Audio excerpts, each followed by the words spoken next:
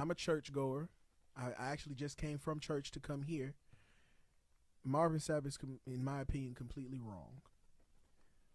From what I've learned and what I know about tithes and offering, your tithes is 10% of your earnings. You're supposed to give 10%. Your offering, this is all offering.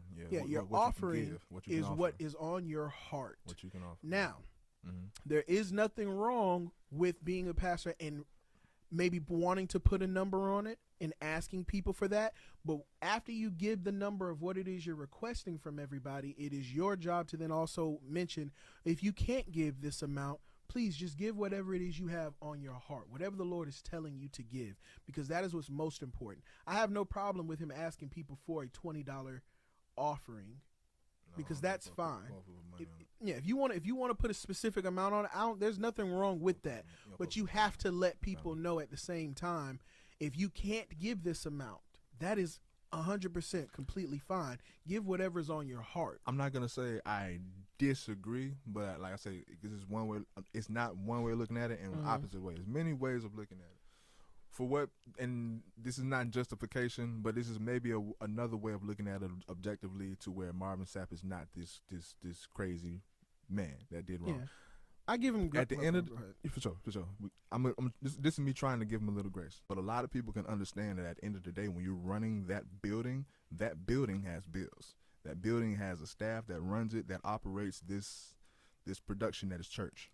And that is supposed to, that is one, first off, that is where the tithe comes in. The tithe is to a degree, the tithe is, if you're when it says in the Bible, it says, would a man rob God?